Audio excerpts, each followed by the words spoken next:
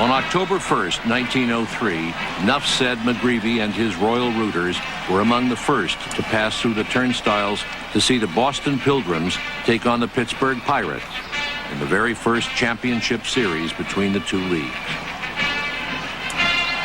It would be a best-of-9 game contest.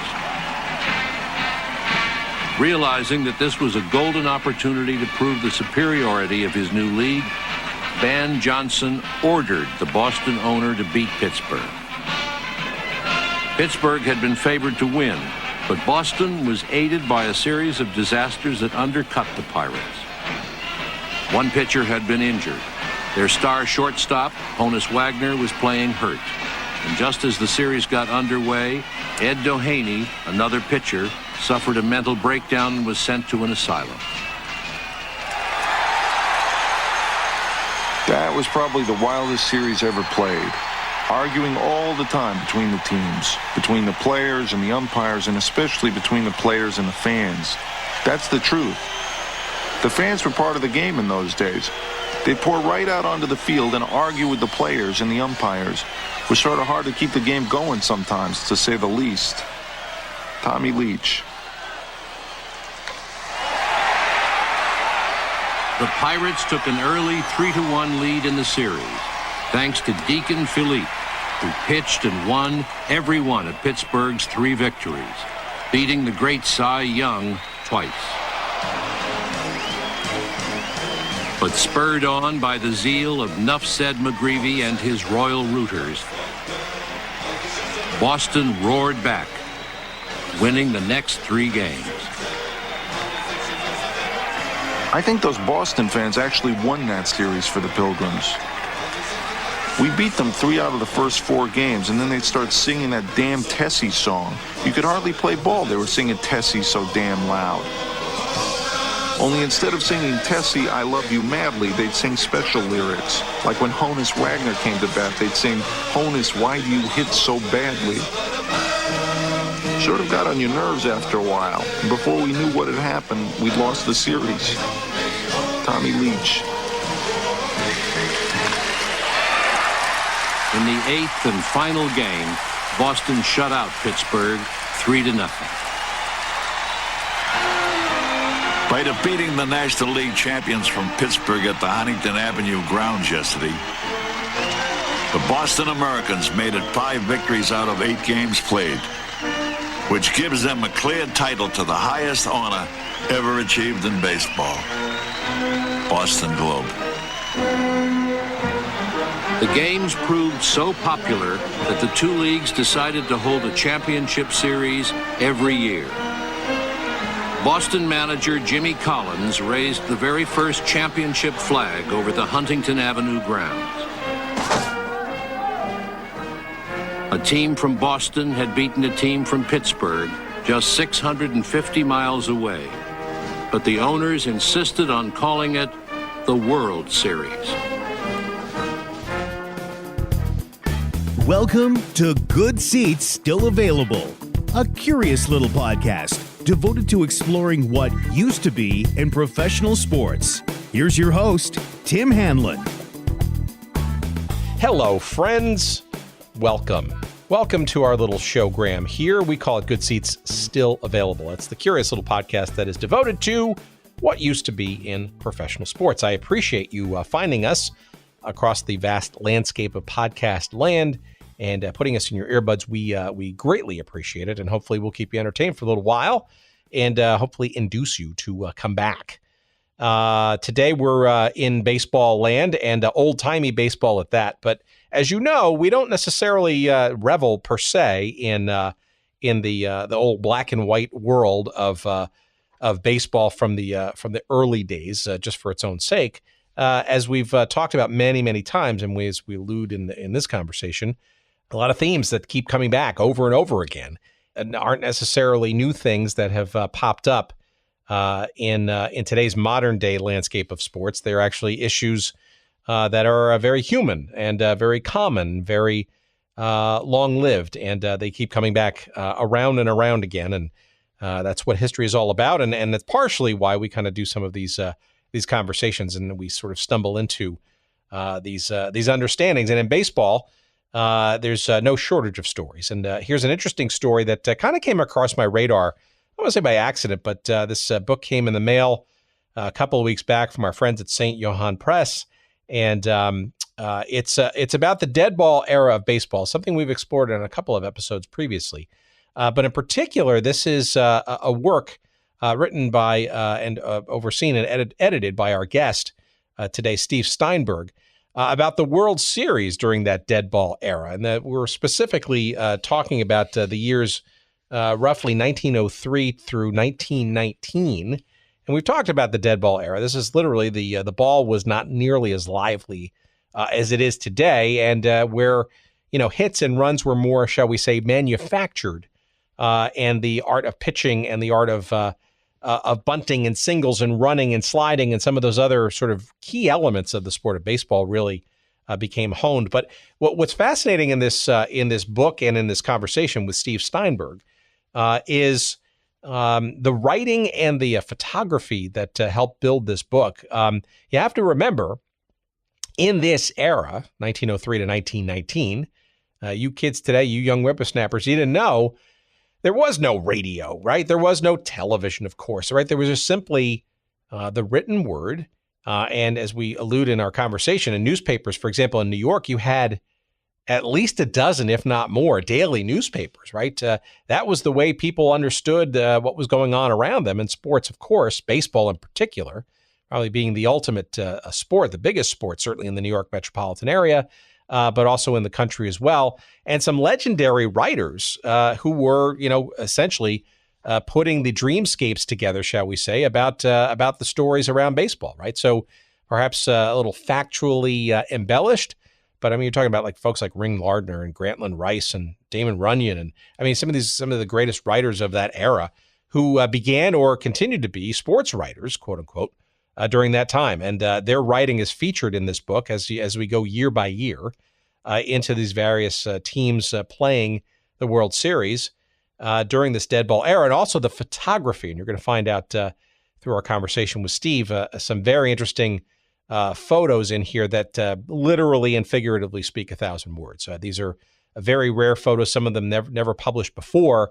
And again, if you're growing up, if you're living during this era and you're trying to understand what baseball was all about and the World Series in particular, these photos and the writings that surrounded them from the various newspapers covering these games are just an amazing tableau and watercolor paintings almost of what was going on. And unfortunately, the colors are not there, right? Because it's all black and white. But the stories and the imagery are certainly there. And this is our conversation with Steve Steinberg, the author, the editor of the World Series in the Deadball Era.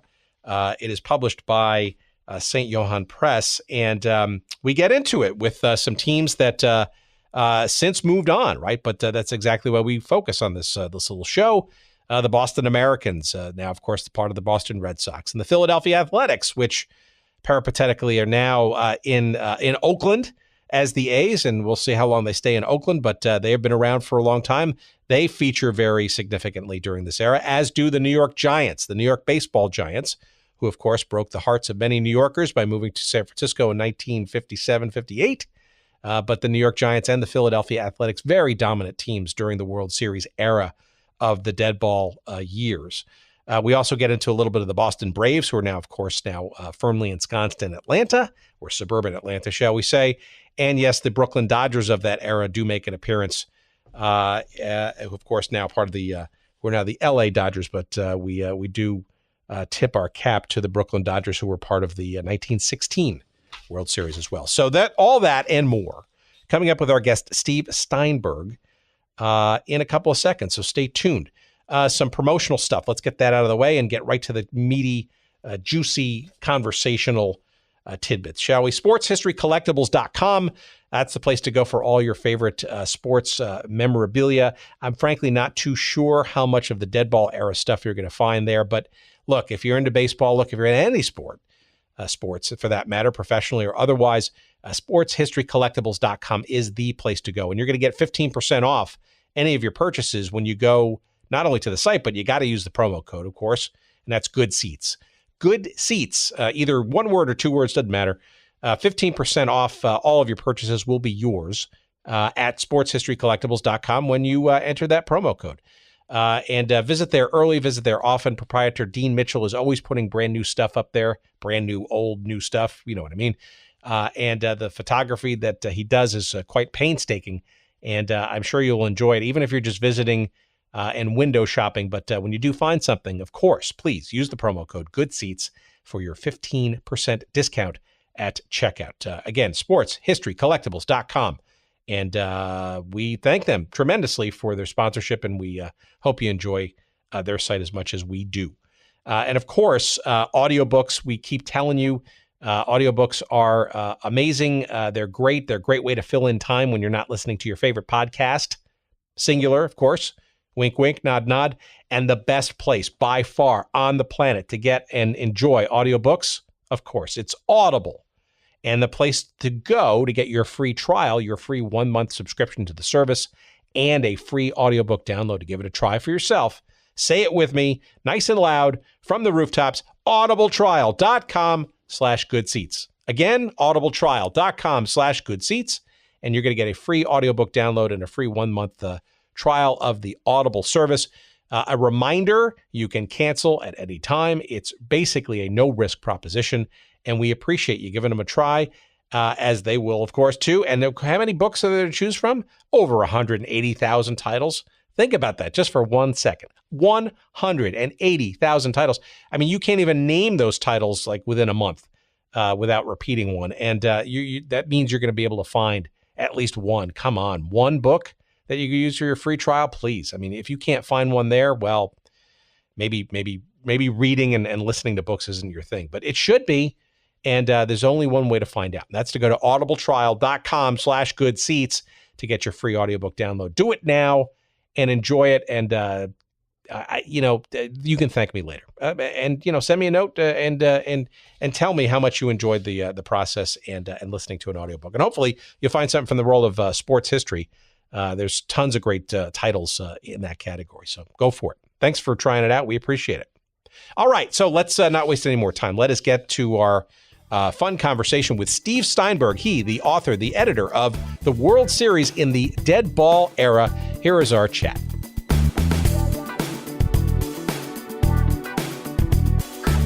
I was very interested in your story on your website, and maybe we could start there. I'm really interested to hear your personal journey, your story into becoming, perhaps maybe as a second career, a baseball historian. But that's not what your original career was, and I think our audience would benefit from hearing your personal story as to how you came into now being an authoritative figure in your own right in various nooks and crannies of baseball history.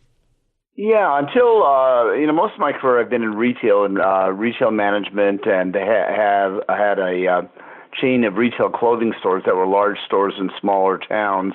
And it ended up selling those in the very late 1990s. And around 98, when my younger son was only 10 years old, we basically would frequent card shows, as a lot of kids like to do, baseball card shows, and go to card shops. And I had been with him in one card shop and just noticed there was a box of baseball cards.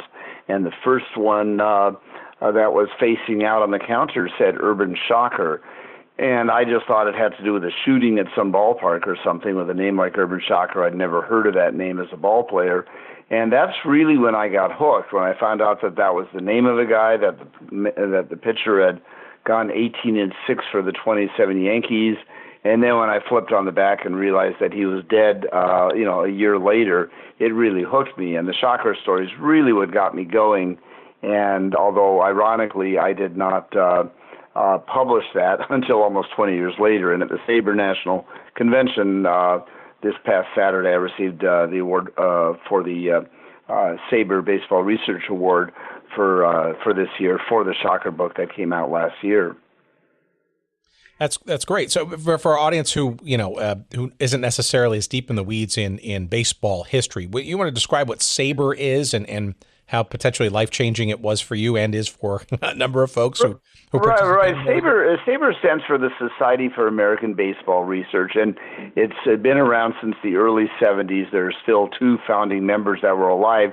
It was a bunch of people that just happened to have been in Cooperstown, one afternoon, and they said, hey, let's get together and start this. And SABR is mostly associated with the sabermetrics, which and Bill James is really the man that started that, and that is looking at the numbers a different way, looking at baseball numbers in a much more sophisticated way.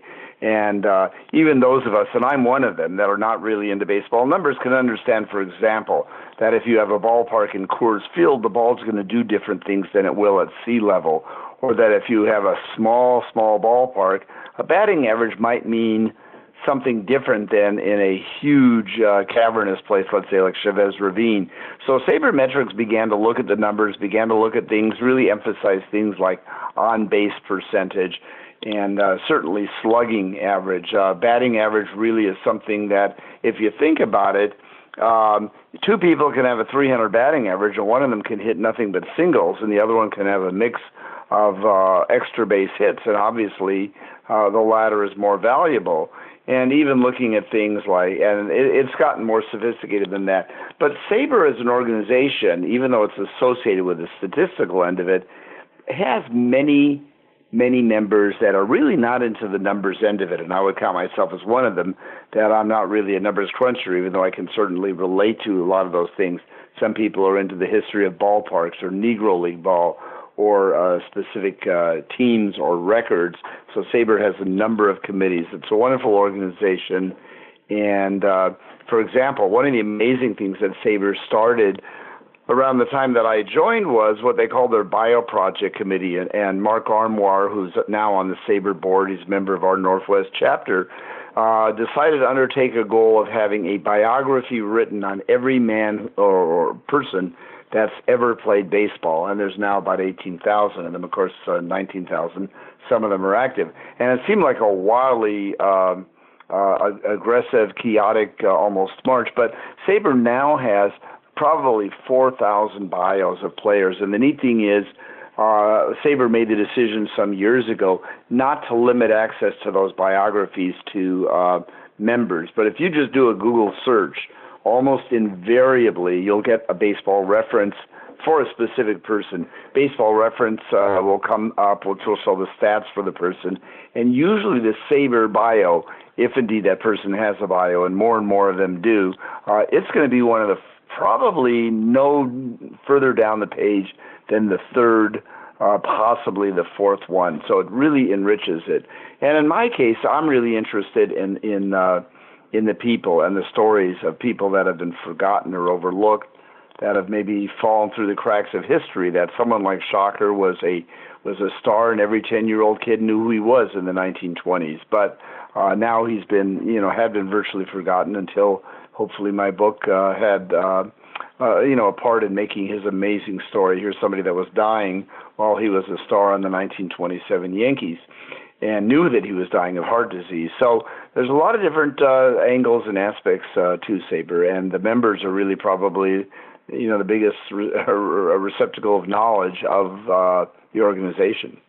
So give me a sense of the, you mentioned obviously the one from the book, and congratulations on your award, of course. How do you, what piques your interest? Like, what are the stories that jump out and interest you? I mean, obviously we focus on this little silly podcast on teams and leagues defunct and or relocated and otherwise across all sports. There's a treasure trove of lots of forgotten nooks and crannies there, and the stories that we've unearthed over the last year plus, and there's just tons more to come. And frankly, new leagues and teams being made all the time, right? So it's almost like I think it'll be sort of an endless loop of stories. But I'm just curious as to what sort of particular genre or finely granulated paths are particularly interested? Like, what generally hooks you? Is it? Well, first of all, in terms of the time period that I'm very much hooked on, the Deadball Era, which goes from 1901 to 1920, especially the second decade of the 20s, and the 1920s really interests me. And it's just a time period that Even though a century has passed, the game in many ways has not changed that much. I think that somebody that came back from the late teens and went to a ball game today could probably relate to it. Obviously, there's some differences and changes. And I'm very much into baseball photographs, and we'll talk about that in a bit. And I've always found that the photos from the early 20th century, and I've networked and gotten to know very well some of the largest private collectors in the country, as well as public collections that are out there. And the pictures are very evocative, and the writing was very evocative. And I'm really just when I find out or hear something about players. So to me, it's the stories on these people that really deserve not to be forgotten. And I think they're still out there somewhere in the firmament. But I sometimes say that there's an awful lot of stars out there, even on a very dark night. But not all of them can be seen all the time. So some of these people from the 20s and the teens, their star has been eclipsed by other stars that have come along since then, and their stories are really worth telling. There's a strong human interest angle to it. Well, before we get into sort of the sort of definition of what the Deadball Era is, because I think that'll be helpful to our audience as well. We've touched on it a couple times. The early 20s, modern baseball is considered starting in 1901, and that's when the American League was founded. And there was only one league before that, the National. And the American League basically was an upstart, and the National League went to war against it. They finally merged in 1903 because for those first 2 years, players were getting very large and high salaries as one league would steal players from the other and then back again. And it was an era when the ball was not real tightly wound, where players choked up on the bat, and probably the typical score would be a 2-1 game. And pitchers were really dominant in that era. Of course, baseball is a time of going back and forth, and one way of looking at the history of the game is sort of this ongoing struggle between the pitcher and the hitter. And whether it's a pitcher's year like 1968 and then there's a correction, that's really what the game is all about, the battle between pitchers and hitters, and fielders are in there also. Even now, for example, with the shift, I wonder when more and more players are going to start learning how to bunt, and when there's a shift to the right side, they just bunt down the left line. And by the way, down the third baseline, Babe Ruth used to do it when there was actually, in his era, there would be a shift occasionally, and he would be laughing so hard as he ran down first base as he just taps the ball down to the left side of the field. So coming around 1920 is the beginning of what's called a lively ball era, in part because that's when Ruth arrived in New York, and he had been a pitcher, and he started hitting and swinging from the end of the bat. And after World War I, balls were really improved in terms of the wool that was used in the inside of the ball, which during the war had been gone for war purposes. So batting averages rose, and one of the key things that happened before the 20 season is that freak pitches, which would include things like the emery ball, which is when players would doctor a ball with sandpaper, or the mud ball, the paraffin ball, and even the spitball were banned. And that really gave the hitters much more of a comfort zone and much more predictable paths of the ball. It did turn out that the spitball pitchers that were playing before 1920 were finally grandfathered in, and they were allowed to keep the spitball for the rest of their careers, Burley Grimes being the last one, I think 1934. And probably, as we know through baseball history, there have probably been different illegal pitches thrown right up until nowadays. But that was a big moment in 1920, and batting averages started to rise, extra base hit, home runs started to rise also. Well, I'm not a baseball historian, right? I play one on TV, right? But it would seem to me, as from an outsider's perspective, and not sort of granularly in the weeds or a SABR member for that matter, what is it of that Deadball era? Because it seems, by comparison to the later years, kind of uneventful and a little taut, and not a lot of excitement and all that. But clearly, there's a lot of elemental baseball history in those 2 decades. What is it about that era that's intriguing to you? Well, I suppose if you're more of a purist, perhaps like I am, a 2-1 game can have as much, if not more, excitement than a 14-1 game, a 14-10 game that the Mariners played in Fenway Park on Saturday night. And some of the biggest names of the game, some of the all-time greats, played in that era, and certainly Ty Cobb, while he did go into the 1920s, did. But it's an early era, and there has been enough captured in terms of photographs that we can relate to it. 19th century baseball, and by the way, SABR has a very active 19th century committee, which is people that are really just interested in baseball, before the turn of the 20th century. But it really was an era where, the game was, in many ways quite similar to the modern game. I mean, when the American League and the National League joined forces, that's when foul balls started counting as strikes, other than the third, you can't strike out on a foul ball if it's not caught.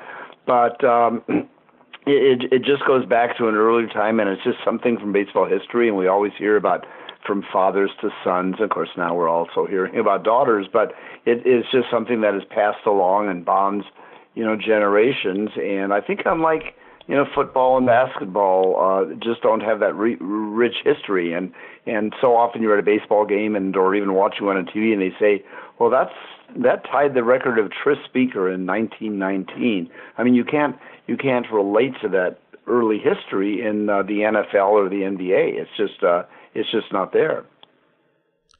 Yeah. So let's get into. I think what I'm hearing from you too is that this is also an era that preceded the vast bulk of electronic media. Right. We're talking about things that were recounted very much in the written form, and in the early days of, or not so early days, but certainly early enough of photography, where proverbially a picture may be worth 1,000 words. And I got to think that there's a lot, I don't know if it's editorial license, but it almost feels like it's almost a more fluid and inviting opportunity for somebody who looks at it through a historical and or editorial lens to think about maybe what's going on without sort of the benefit of having every single shot and play and story sort of, overwritten and or socially media shared, right? There's a gap. Right. Well, radio didn't really even come up until the 1920s. The first baseball game, and it obviously had a very small audience, was actually in Pittsburgh in 1920. So before 1920, the fans really depended on newspaper accounts. And, I've talked about photographs here with you for a few minutes, but the newspaper accounts were so different because the newspaper writers, the sports writers and the sports columnists really had to paint a picture.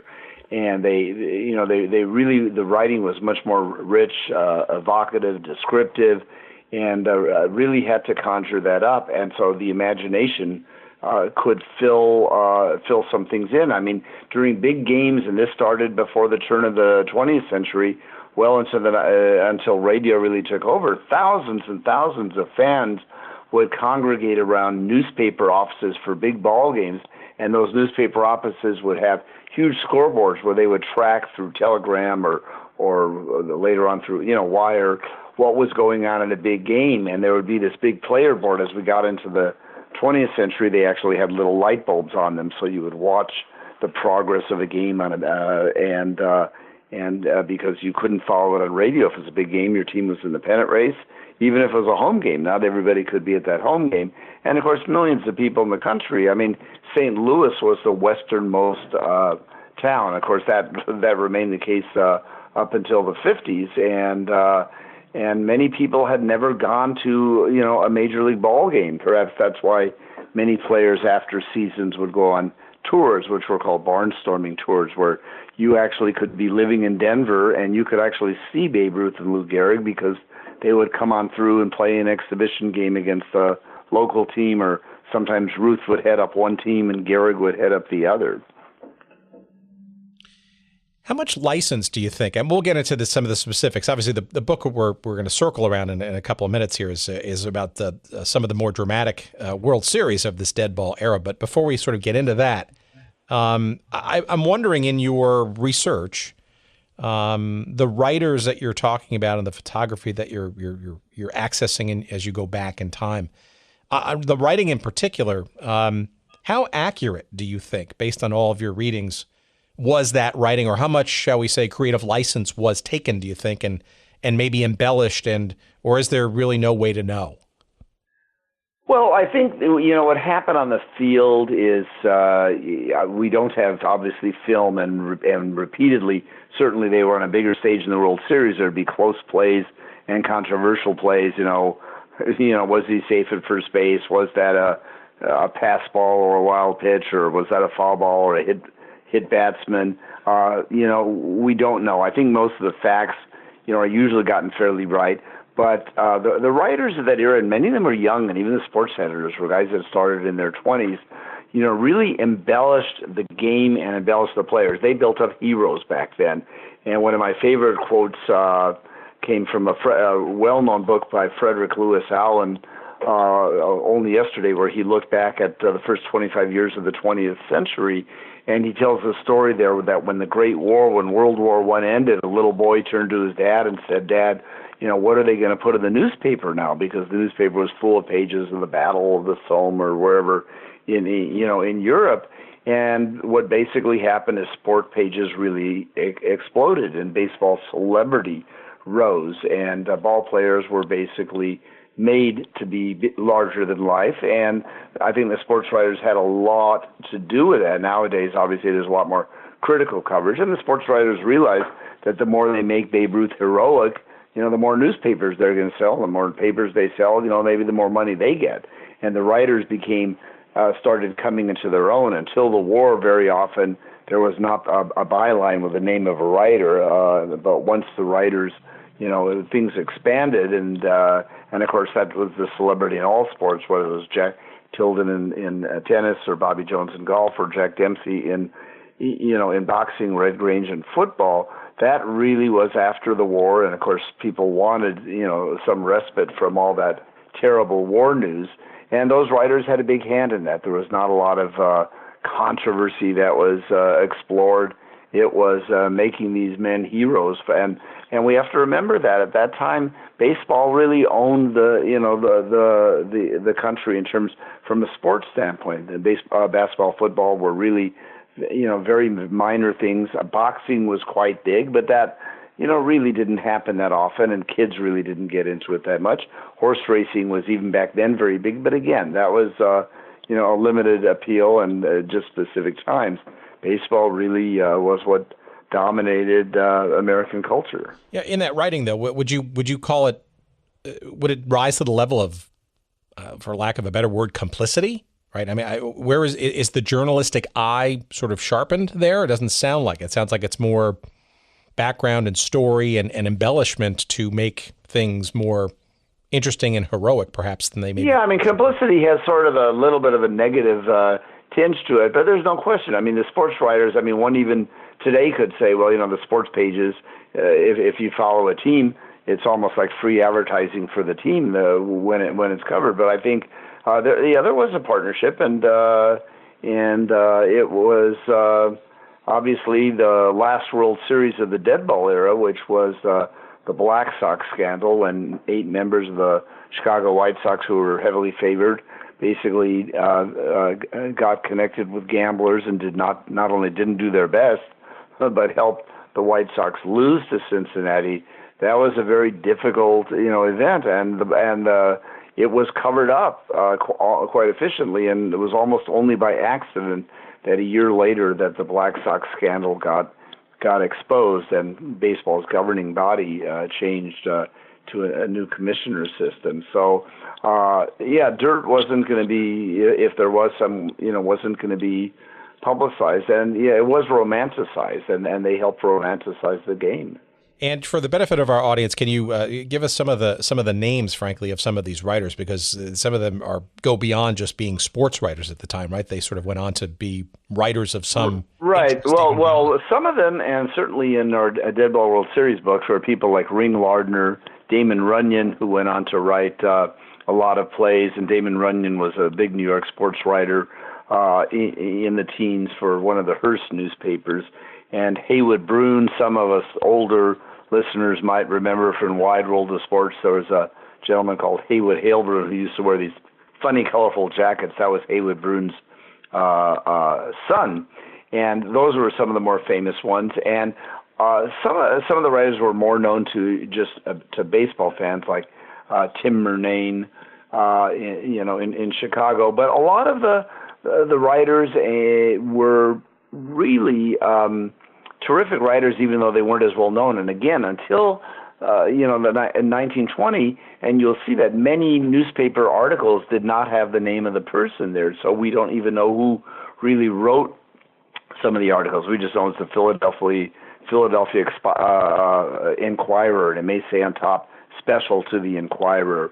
And so we don't know. And certainly even more anonymous than the writers were the photographers, who are virtually unknown from that era.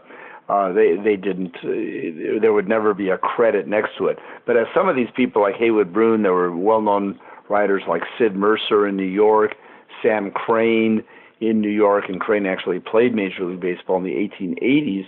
These guys got big followers, and every now and then, one newspaper would raid a big name from another newspaper and pay a higher salary, and somebody that was yesterday in one paper, all of a sudden today is in a different newspaper. Well, that's interesting. And it's also a good sort of segue, I think, into the actual book. And we're talking about it's called the World Series in the Deadball Era. And maybe you can give our audience, before we sort of get into some of the years and the teams and stuff. And obviously, as you know, we love the teams, in this case, in the incarnations that they used to be, right? Not necessarily their current incarnations. Again, for whatever reasons we pursue these things. Sure. Give our audience a sense of sort of the tonality and the format of how this book is laid out, because you do rely very heavily on newspaper accounts. We decided, or basically in getting involved with the book, I decided there are so many books that have written about the World Series. I probably have in my library about 20 of them. So the last thing I really think that a baseball library needs is another book, telling what happened in this series or that series. But there were two things: wanting to showcase the sports writers of the time, and not necessarily trying to get every play or even every key play, but letting the reader go back and get a sense of what it was like, and basically just taking the newspaper columns from the day, and the only thing as editors that we've added is, for each game in a series, we'll have a comment at the beginning. Christy Mathewson was the Giants played the Athletics, and Christy Mathewson was the winning pitcher, and some Eddie Plank or whoever it might be was the losing pitcher, and let it go at that, and let the sports writers of the time tell the story. At the same time, the book marries that unique commentary with some very, very rare photos, and many of them have not been seen for a century. Many of them may have last been published when they were published the first time, during a World Series, drawing on collections.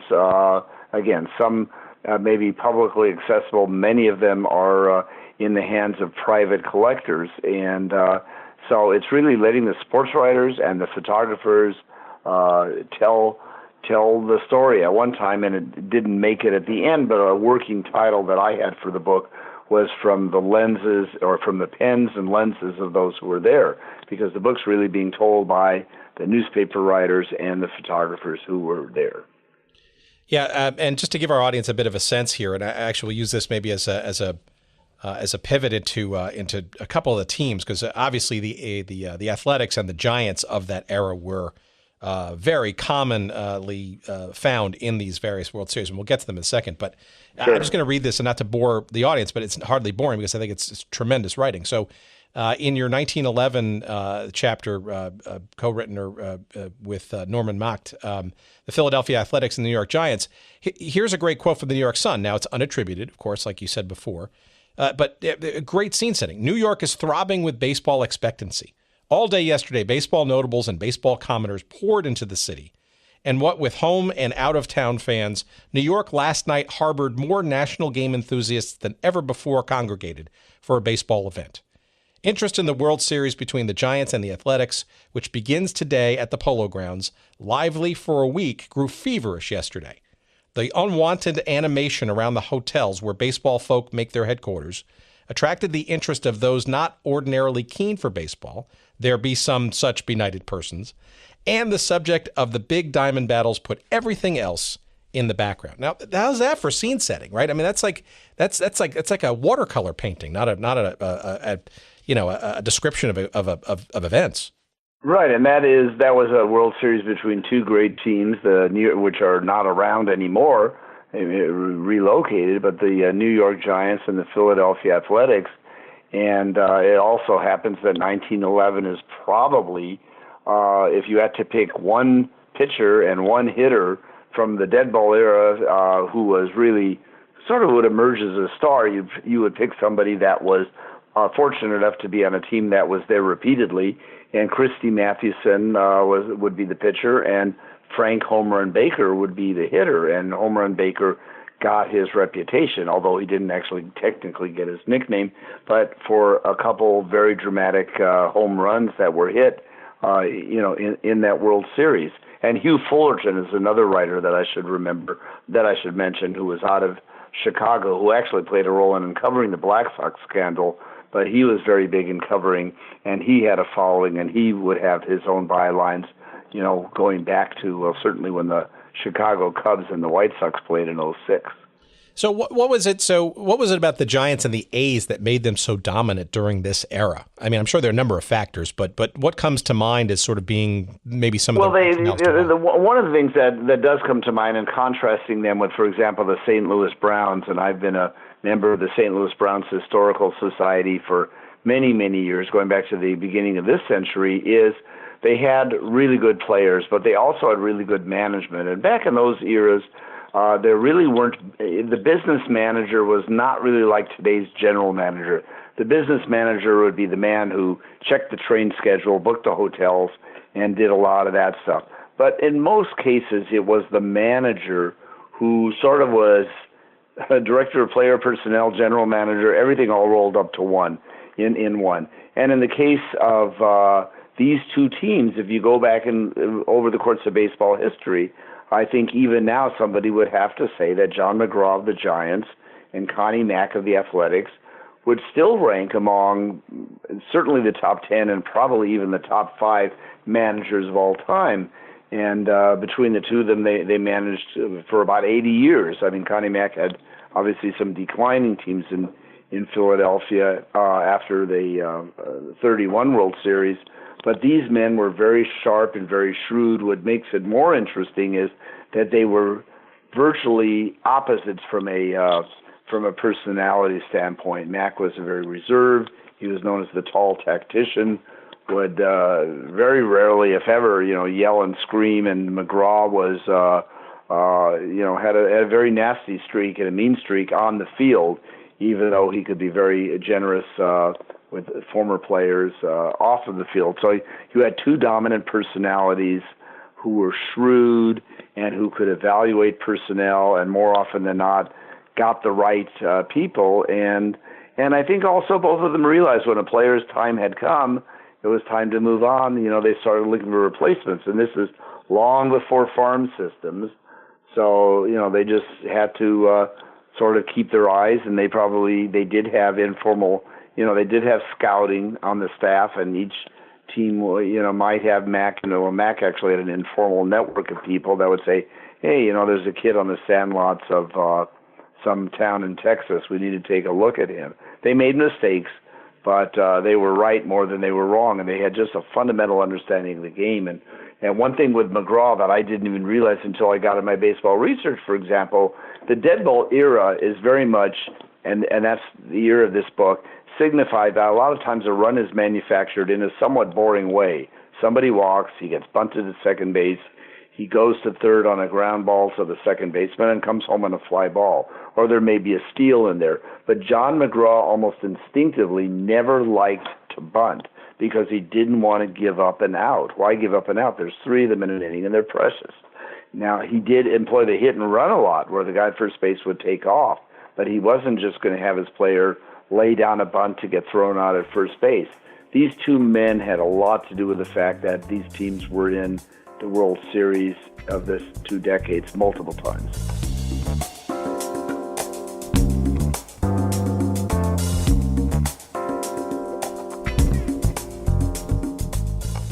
All right, just when it was getting interesting, let's bring this to a grinding halt, shall we?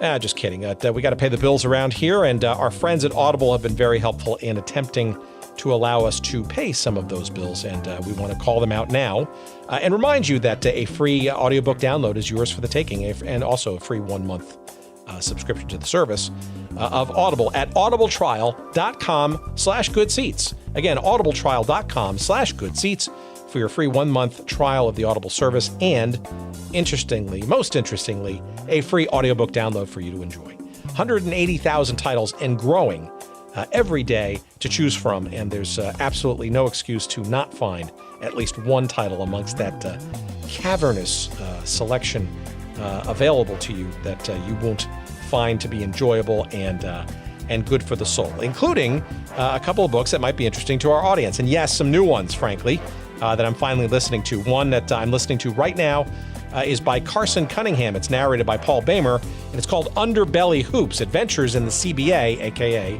the Crazy Basketball Association, which is really, of course, about the Continental Basketball Association, which for many years was sort of this ragtag minor league of the NBA. And it's a book I'm about 2 chapters into right now, and hopefully maybe a guest will get for a future episode. Also, in my queue, next up, is another guest that I'd like to get, and her book that she wrote is also narrated by her. Her name is Jeannie Buss, and of course, Jeannie is the daughter of Jerry Buss, of course, the wildly successful founder of the Los Angeles Lakers and the LA Forum, and Jeannie is clearly today the brains behind the Los Angeles Lakers today. She and her brothers were active, of course, in things like, along with her father, World Team Tennis, the Major Indoor Soccer League with the LA Lasers, all kinds of stuff. So her book is next on my list. That's called Laker Girl, and that too is available on Audible. And again, it's one of the many thousands of titles that you can choose from when you go to audibletrial.com/goodseats. And again, you too can get your free audiobook download to give it a try, perhaps one of those 2, or perhaps one of the other 180,000 titles available to you as well. Give it a try, audibletrial.com/goodseats. Thanks for listening, and back to our conversation.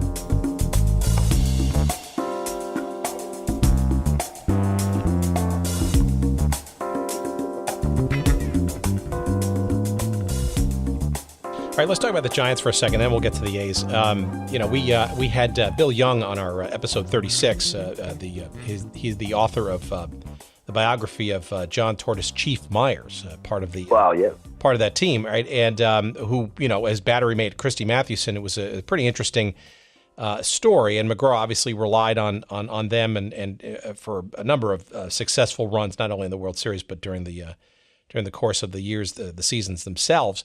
But I also get the sense too from that conversation that being in New York didn't necessarily hurt, right? Obviously, New York, in many respects, not only at that time and arguably in years and decades later too, was in many respects the sort of baseball center of the world, right?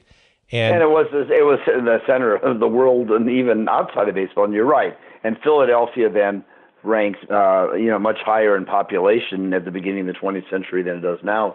It was a large city, and of course Chicago also. I just came back from the National Convention in Pittsburgh, and I presented a paper in the 1908 pennant race, which most people remember as the Giants and the Cubs, because they both were from big cities. And the Pirates only finished only one game out in that year, and yet Pittsburgh players are somewhat more overlooked. They're just not in the media center either.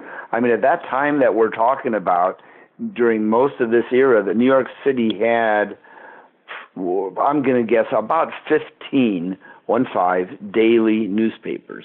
And maybe Philadelphia had 7 or 8. I mean, there started to be consolidation, in the late teens, certainly in the early 20s. I mean, this is where you wanted to be. And you take a ball player that was a star with the St. Louis Browns, and he's just not going to be remembered as much as somebody who was a star on the Yankees. It's just a simple fact.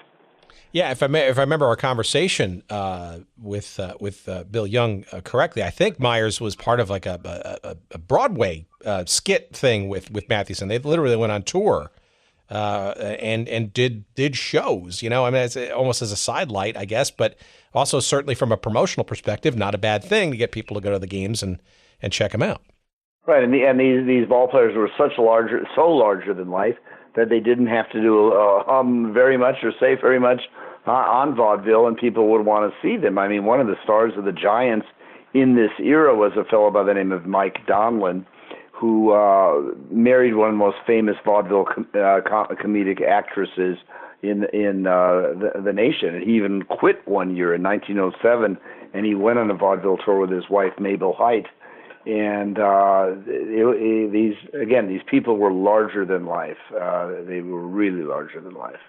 Now, by contrast, the A's, not only from Philadelphia being sort of a not necessarily as much of a media and or excitement and entertainment mecca as New York might be.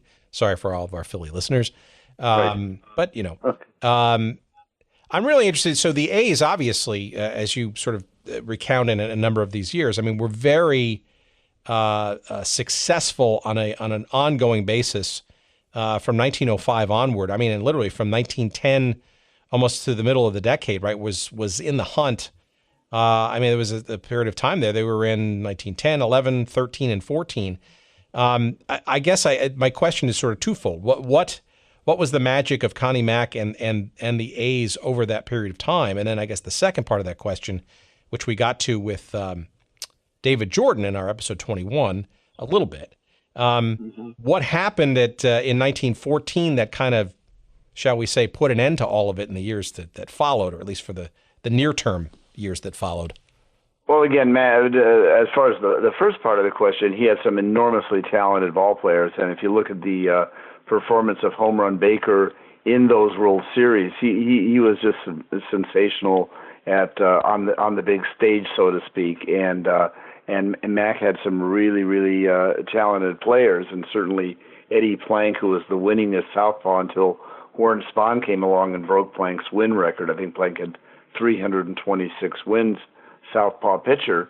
But the one difference between what the Philadelphia didn't have, and I'm not an expert on it, and David probably more than I do, is that the Philadelphia fans seemed not to turn out. Well, first of all, the market was much smaller than New York. But the Philadelphia, when they started winning year after year, 1911, they didn't make it in 1912 when the Red Sox and Smokey Joe Wood's incredible season, 13. You watch the Philadelphia attendance start to drop. And in 1914, they were still a great team. It's almost like the fans, became bored because they knew the A's were going to win the pennant, and Connie Mack made the decision that he was going to sell off his stars. Now, there was another story going on. There was an upstart league, and if you haven't had a feature on it yet, it's really worthwhile to talk about the Federal League, and the Federal League was a third major league that challenged the two established leagues, ironically just basically following the American League's 1901, 1902 playbook. But, of course, now the American League was established. They were part of the club and went to war. And so players were jumping and players were thinking about money, and Mac just decided it was time to let go and move forward.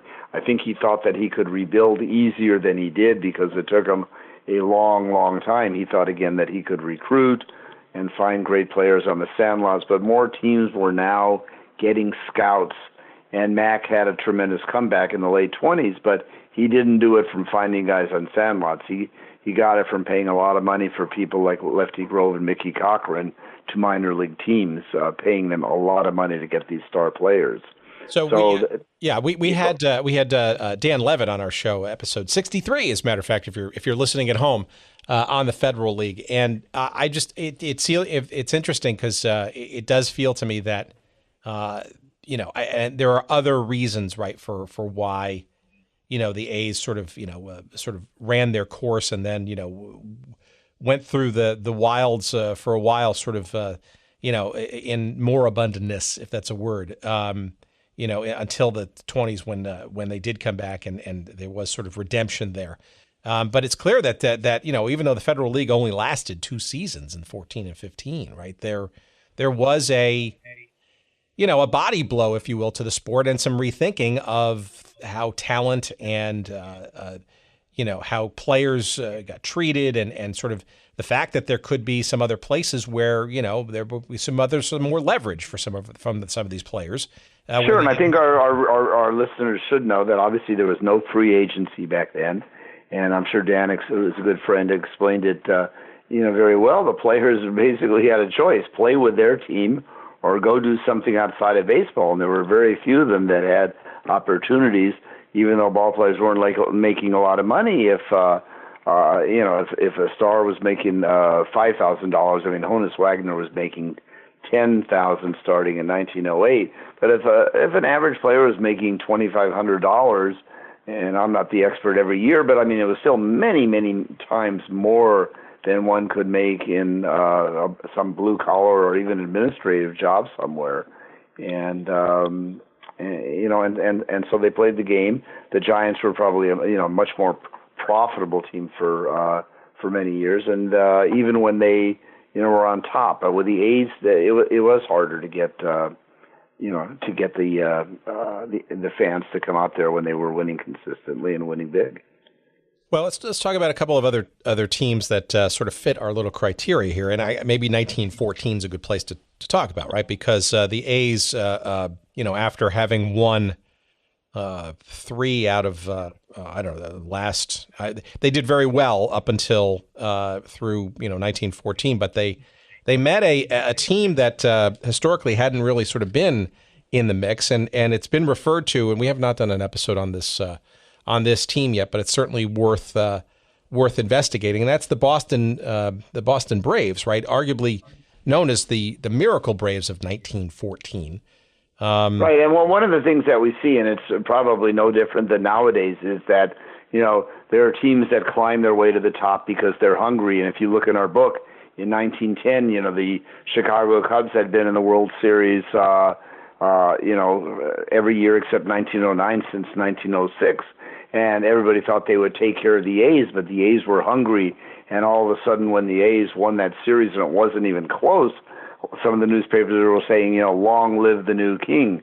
Well, the A's reigned for a few years, and come 1914, they'd been in the World Series, and, there isn't that kind of hunger. It's hard to repeat when you've been on top for so many years. And the Braves are a spectacular story. Professor Charles Alexander, who does the foreword to this book, has written a book about George Stallings, really the mastermind. And again, as a manager, he was much more than manager. He assembled that team and led those Braves. And he was a hard rider, and he stayed on them almost like I picture him almost like a jockey on a horse, and cracking the whip. And they came back from last place in early July and never stopped. And they blew past the Giants and won the pennant easily, and then swept the powerful A's. And although unlike the A's, they were not, they were only a 1-year, pennant winner. They did come very close the next year and somewhat close in 1916, but they are a tremendous story. And of course, people don't realize and remember about the Boston Braves very much. And they are, there's certainly a wonderful story there. And Professor Alexander would be a great one to tell that story. And I look forward to asking you for a connection to him, because we'd love to talk to you about his book and all that. So let's look at these 2 decades of the Deadball Era and the World Series in particular. Is there any theme that sort of pops up in all of this? There's something that you sort of didn't know or thought you knew and was maybe pushed aside or challenged or changed because of the investigation into the newspaper accounts and the photography that you and your co-writers came about? Well, a few of the things really do. I mean, history does run in a circular track, as I'm so often reminded. There were certain things that happened then that can still happen now. And one thing is when a star ball player does not perform well. And, we start with 1903. The Deadball Era started in 1901, but there wasn't a series until 3. And Honus Wagner, who was the greatest player of that era, probably better than Tykov, hit only .222 that year. And the fans really were riding on him. And by the same token, on the flip side, we began to see players who were just nobodies, who all of a sudden in the World Series caught fire. And one of the best ones is George Rowe, R-O-H-E, in 1906. I mean, this guy was a .229 hitter, and he hit triples in 2 World Series games in 1906 to win the 2 games and help the White Sox upset the powerful Cubs. In 1918, there was a guy named George Whiteman. He hardly played. He had key hits to help the Red Sox win, and he was sensational in the field. You know, we have one of his quotes there, how happy he was, and he says, you know, even if I never play another game, now I know, you know, I've had my moment in the sun, so to speak. And guess what? George Whiteman did never play another game, certainly not another major league game. So you see that. You see, as you see today, hard luck pitchers that really played well. You know, I was just thinking, Christy Mathewson had an earned run average, and he played over 100 innings in World Series of this era. He had an earned run average of under 1. He had 10 decisions, and he went 5-5. I mean, Eddie Plank of the Athletics only went 2-5, and he had an earned run average not that much higher than 1.0.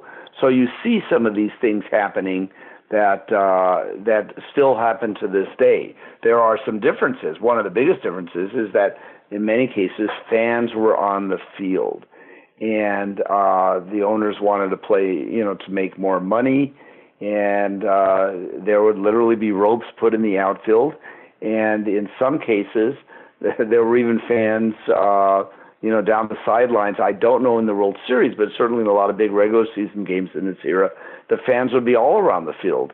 In 1908, during the pennant race, you'd have fans standing behind the catcher. And obviously it would change the game. In 1903, they had to have ground rules, and that's where there were grounds rules, and they decided a ball that goes into the fans is a triple. And so obviously a routine fly ball could fall in for a triple. There were 25 triples in 1903. And it can really have an impact on the game, which you don't see now. And obviously you had stars that did perform really well, but that is a difference. The time of the games is obviously a huge difference. Games were just played much, much more quickly, and there was a game in 1908 that took an hour and 25 minutes, if you can imagine. You know, that certainly is different. The A's, when they won the championship in 1913, had 12 men on that they used in the World Series, including 3 pitchers. I mean, that's almost inconceivable nowadays. But like I said, sometimes a star player did not play well. Ty Cobb, in the 3 years that he was there, at least 2 of them especially, didn't play very well at all. But sometimes one player made a huge difference. And so some things were the same, some things were not the same, but there were dominant teams, and these 2 teams that, we don't have anymore, the Philadelphia Athletics and the New York Giants, were 2 of the most dominant ones.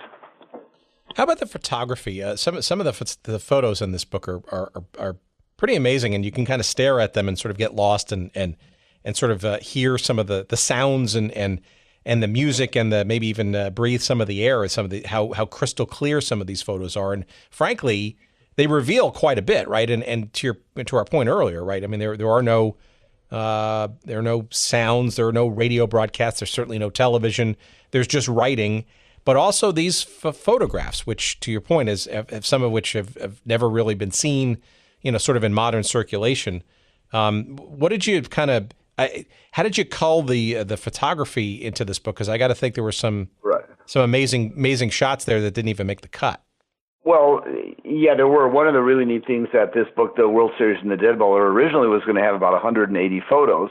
And when I was working with a publisher, and I submitted the different photos, and a lot of them I worked with in terms of cropping them, to make the images, that you could focus.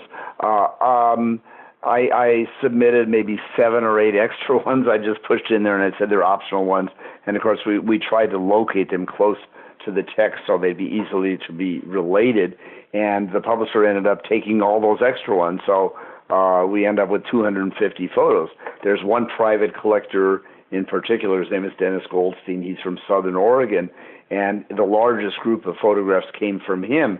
And in all my writing, I've always wanted, even in a biography that I've written, I want the photos to be as special as the text.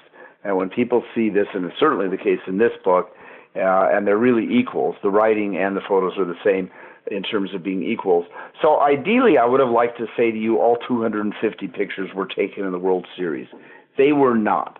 And they're just, there has been a lot that's been lost over the years. The other thing is that action shots were pretty hard to come by, because even when the photographers were on the field and they'd be, near the coacher's box on first base or third base, and I don't know if it was just a lack of depth of field, but a lot of times the action photo would just be a cloud of dust. You wouldn't see very much. So what I ended up selecting was taking some photos. If I was going to have a Christy Mathewson photo and it wasn't from the series, and we do have some that are from, it would be a unique photo. It wouldn't be like a real common photo that people say, oh, I've seen that before. George Rowe, for example, the book has a portrait of George Rowe that was taken, I think, early in the 1907 season. This was the star of the 1906 World Series. Virtually nobody has seen a picture of George Rowe before. So in many cases, I tried to find, if it wasn't in the World Series, then it was, close to that era and a seldom seen, photograph. And they really, they work, like you said, there's a synergy between the photos and the writing. And then, you can imagine the cheering. If it's funny, you had mentioned a quote. If we have a moment, I'd love to read you one I just happen to have here, because I turned to 1911, if I might. Please go right ahead. So the 1911 World Series, as I think we talked about, was when Home Run Baker basically shocked the baseball world, and I'm just taking a look here. And so when he hit a home run off of Christy Mathewson, and this came from the Philadelphia Ledger, the vast throng literally went mad for the nonce. Facile pen is entirely inadequate to fittingly describe the wild, barbaric scene that was enacted in all parts of the huge baseball arena. All was a babel of confusion. It seemed as though the human reason had been dethroned. Great was the hit, cyclonic was the ovation. It will live in baseball history as long as the national game survives. Well, many of our listeners, may not remember that home run, and actually that may have been his home run off of Rube Marquardt, another star of the Giants. And Home Run Baker then came back the very next day, and he hit one off of Mathewson, which so it was just so dramatic. And again, the writing is probably accurate, but it's very florid. You don't normally talk about barbaric scenes or a babel of confusion or cyclonic ovation, but those were the words that the writers, used. All right, two things before we sort of round home here, so to speak, or round third as we slide into home. Right. Thank you. I got to get my analogies correct here. I thought 1904, interesting that you even have a chapter devoted to the series that actually wasn't a series. Yeah, one of the things the National League was the established league, and in the first year of the series when rules weren't really formalized, the American League with the Boston Americans basically upset the Pittsburgh Pirates. And in 1904, the Giants did not want to play the World Series. And at the time, it looked like the New York Americans, which are now the Yankees, were going to win in the American League. And McGraw and then the owner of the Giants really didn't want to, even suggest that the American League team was equal with them. And then the Boston Americans did win on the last day of the season, and the Giants refused to win, and we refused to play. And the 1904 chapter, I think, is an important one because McGraw and the Giants were really savagely attacked in the New York press for not giving the fans and the players an opportunity to see them play. And then the very next year, the Giants were back in the series, and then from 1905 on, they started playing the series. There's a photograph in there that I don't think is probably one of the rarest photos of all time in the book, and it shows a bunch of Boston fans. They had beaten New York American League team on the last day of the season. They knew they couldn't play the World Series. The Giants weren't going to play them. They're marching down Broadway with banners of protest that, McGraw and the Giants are cowards, for not playing them. So the Giants took quite a beating there in even their own local press. And the last thing that stands out to me is in the era that that the book focuses on, where the World Series played between 1903 and 1919. I'm struck by the fact that all of the teams, save for 1904, but even if they were to have played in 1904, all the teams from that era in the World Series either still exist today continuously or exist in other cities, meaning no teams that are no longer with us, dead and buried. They're all teams that are still either foundationally or successfully or successively still around in the sport of baseball today. It's a pretty interesting testament. Is that unique, or am I just making something out of nothing there? I think it's pretty. Well, so, of course, some of them were dramatically, relocated more than once. When the Athletics, went to Kansas City, and now they're in Oakland. So certainly, all of these teams stayed in their home cities until the early 1950s. So, teams, I guess I would a little bit look at that a little bit more differently, because somebody's going to want to have a team, and if there's a city that's on the rise or a city that's on the fall, then another city's going to grab it. Certainly in the beginning of the century, Detroit was a very small team, and a lot of people even talked that they were in the World Series for 3 years. The Tigers, early in this book, thought that Detroit was going to lose. It just wasn't a major league city. Well, guess what? The automobile came along, and Detroit, became a fabulously wealthy and populated city. When I was in Detroit last year, I was reminded again, I think they have the fourth most valuable art museum in terms of its holdings after New York, Chicago, and Los Angeles. Detroit had so much money then. St. Louis at the beginning of the 20th century had two teams, no problem. But when when boats got replaced by railroads, all of a sudden St. Louis started, declining as a population center. So cities do come and go, and rise and fall. But then there's the new city. We forget when the Boston Braves were lost. And but they went to Milwaukee, and Milwaukee became the hot city until it wasn't hot anymore. And then the Braves move again. They're in Atlanta. So there is a up and down cycle there of some sort. Well, though, okay, again, if you consider yourself a Boston Red Sox fan or a fan of the Oakland A's, the San Francisco Giants, the Atlanta Braves, or the LA Dodgers, right? These are all teams that had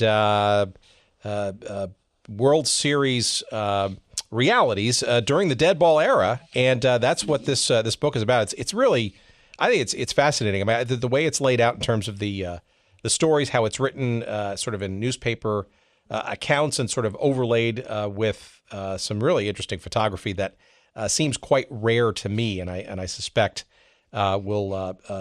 It's you can stare at it and get some real insight into some of those photos, and the writings the writing just makes right, and I think the title and the cover speak for themselves. The World Series in the Deadball Era is pretty straightforward, and we have a picture of the dugout of the 1903 Pittsburgh Pirates. Included in that dugout is Honus Wagner, still one of the greatest players of all time, but yet it really isn't a dugout. If you look at it, it's a little shack, but that was the World Series dugout of the National League champions. And the Boston Americans dugout looked exactly the same, and their pictures inside the book also. All right, Steve, here's your chance to promote. Go ahead. Give us the name of the book, the author, the publisher, and all that kind of good stuff. Sure. I do want to mention the fact that the book was generated by SABR's Deadball Era Committee. That's one of the SABR committees. We literally have a committee that is passionate about this era. So different members of the committee stepped forward and said, hey, I'm going to do 1917, and then went to the different newspapers, maybe had to ask other SABR members in other cities, send me some information, and obviously we had to pare down the writing. There are ellipses in here, we don't go on. And then I tried to pull it together. I was particularly involved with perhaps a couple of the series that are in here. So it simply is the World Series of the Deadball Era, and it was it's a product of SABR, the research of SABR's Deadball Era Committee, what we call the DEC, Deadball Era Committee, and it's published by a wonderful small quality press called St. Johann Press, and it's available through St. Johann or certainly through Amazon. And it's really a unique kind of a book, and it happens. It's not available as an ebook, which I'm okay with, because the pictures really lends itself to being sort of it is a book. It's on real paper and with 250 images and all these writers. And again, most of the photographers are anonymous, and they probably don't deserve to be anonymous. I suppose one could undertake trying to find their names. There are some, Charles Conlon being the most famous. We have a number of his pictures in here. But by and large, a lot of this writing and a lot of these photographs, we'll never know who really generated it. But they really painted some masterpieces back in this era. So. Well, it's partially why we do these shows, because we do want to sort of go back and sort of touch on things that are no longer with us. Obviously, the teams and the leagues themselves, but obviously the some of the stories and the rationale behind them. And I think you've certainly captured that with this book and some dusty, I guess, memories of what the Deadball Era World Series looked like and sounded like. And even though we didn't have any audio or video to accompany us in those journeys. Right. No, I appreciate that. I appreciate the opportunity to, so to speak, spread the word, because ultimately, and it's a phrase that was used as the title of a book, trying to honor the men in the glory of their times. And that's certainly the case, this book. And like I said, some were stars for a long time, and others were just stars for a moment. They had their moment in the sun just in the World Series, and never again, never before, never after.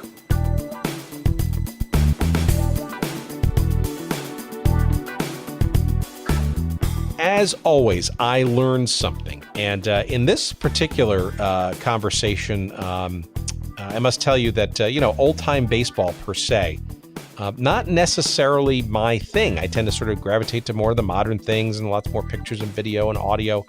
But, again, we delve into these conversations because we're interested in teams and leagues that are not around anymore. And again, if you consider yourself a fan of the Boston Red Sox, the Oakland A's, the San Francisco Giants, the Atlanta Braves, the LA Dodgers, these are teams that go way back into the beginnings of the history of baseball, and teams known then as, in order, the Boston Americans, the Philadelphia Athletics, the New York Giants, the Boston Braves, and of course the Brooklyn Dodgers. These are all teams that have heritage that live on today.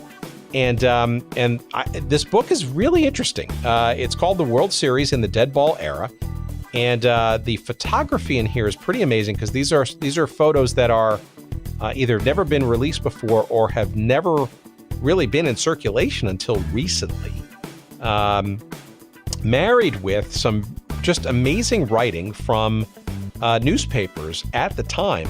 And again, as we talked about in our conversation, these writings were not necessarily sort of rat-tat-tat encapsulations of the actual games themselves, but these were really well written stories, right, from authors that wound up going into bigger and better things than simply just writing about sports. I mean, Ring Lardner and Grantland Rice and Damon Runyon, and I mean these are names of literary times from that era that got their start or continued in writing about baseball and the stories and the watercolor sort of flowery writing about just how dramatic and interesting these games were. It's amazing, and juxtaposed with the photography, it's a pretty interesting book. And again, it's called The World Series in the Deadball Era: A History in the Words and Pictures. Thank you to the writers and photographers of that era. The author and editor is Steve Steinberg, and that is published by St. Johann Press. You can find a link to a copy of the book, and you can buy it through our link there for Amazon at our website at goodseatsstillavailable.com. Just search up a little episode here, and you'll be whisked away to a link that will allow you to purchase that book and give us a little bit of love in the process. And I also recommend Steve's website as well. It's stevesteinberg.net, and Steinberg is spelled Steinberg, stevesteinberg.net. You'll find out more about this book, his biography of the 1920s pitcher Urban Shocker, who pitched for the Browns and of St. Louis and the New York Yankees, and a whole bunch of other stuff that he's involved with Sabre. And I highly encourage you to check that out early and often. Of course, please, our website, you got to go back and bookmark that, of course, and you haven't done so, shame on you. That's goodseatsstillavailable.com. That's where you'll find all of our social links and all of the past episodes, and where you can follow us on social media. And of course, you want some shortcuts there, of course. Please go to Twitter. You'll find us at Good Seats Still. On Instagram, you'll find us at Good Seats Still Available. And you also find us on Facebook. There's a page devoted to us there as well. Our thanks, as always, to our friends at Podfly Productions, Eric Begay, Corey Coates, David Gregerson, of course, the inimitable Dr. Jerry Payne, who puts all these pieces together painstakingly, get it, every week. And you can find out more about him and the company at podfly.net. We can't do it without them, and we appreciate it. All right, thanks. I'm done. Thanks so much for listening. We'll talk to you next week. And until then, take care, everybody.